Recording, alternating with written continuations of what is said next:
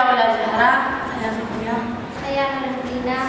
Kami di sini dari kelompok 3 akan mempresentasikan tentang globalisasi di bidang ekonomi dan dampak positif, negatif, dan upaya cara menghadapinya. Yang akan dibawakan oleh Aulia Azhar. Saya Ola Zahra. Sebagai komentari satu, saya akan menjelaskan tentang globalisasi di bidang ekonomi. Globalisasi ekonomi adalah proses integrasi dan interkoneksi antara pasar, perusahaan, dan negara di seluruh dunia.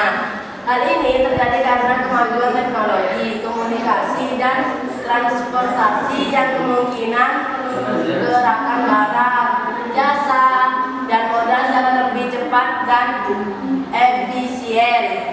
Globalisasi ekonomi juga melibatkan liberalisasi perdagangan dan investasi yang memungkinkan arus barang, jasa, dan modal lebih bebas di antara negara-negara yang terlibat.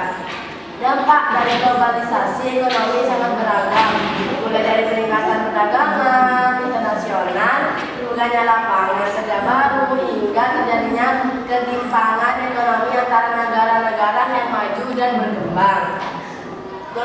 Globalisasi ekonomi juga dapat mempengaruhi kebijakan ekonomi suatu negara, terutama dalam hal regulasi perdagangan dan investasi.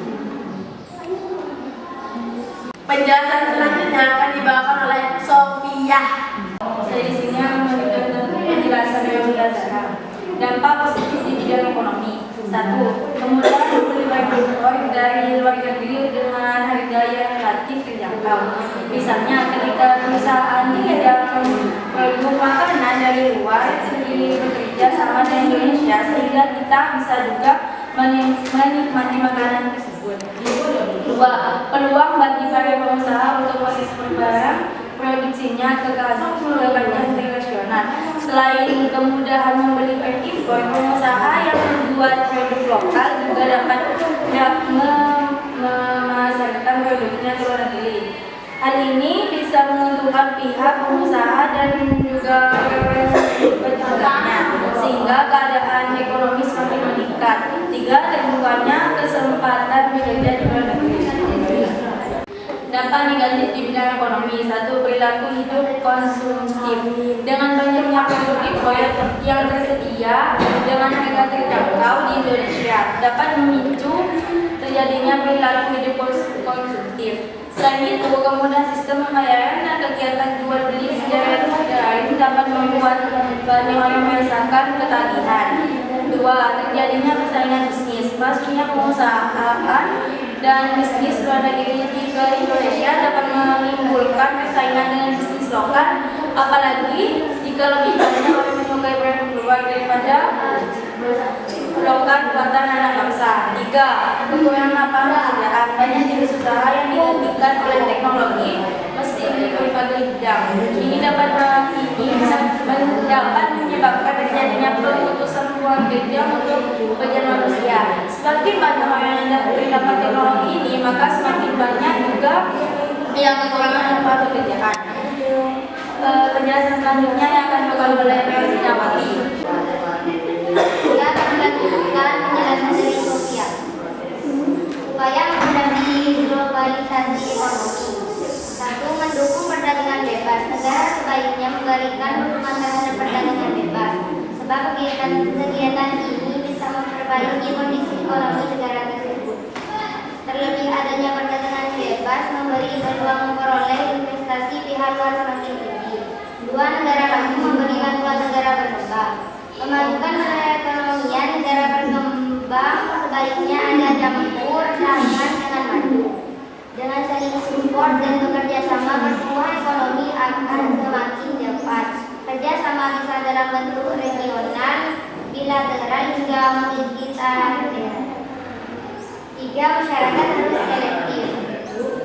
Sekarang memang semuanya serba mudah, namun kemudahan ini tidak boleh membawa masyarakat terlena.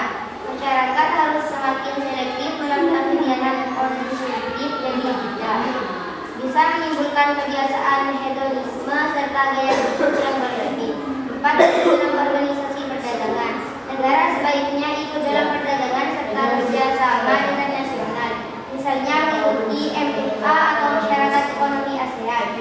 Tujuan organisasi ini membuat perdagangan serta ekonomi kawasan Asia semakin mudah. 5. Menyertakan sertifikat halal. Bagi perusahaan makanan cepat saji sebaiknya menyertakan sertifikat halal.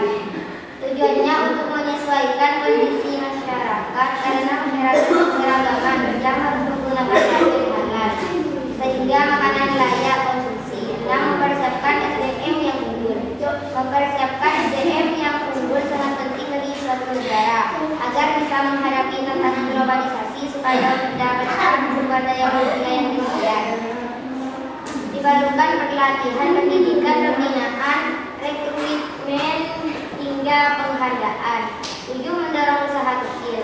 Pemerintah sebaiknya mendorong UMKM online shop hingga toko kelontong supaya bersaing dengan sehat. Bukan hanya itu, mereka harus memanfaatkan teknologi untuk pemasaran produk agar tidak ketinggalan zaman dan penjualan bisa meningkat. Cukup sekian presentasi dari kelompok kami. Kurang lebihnya mohon maaf. Terima kasih.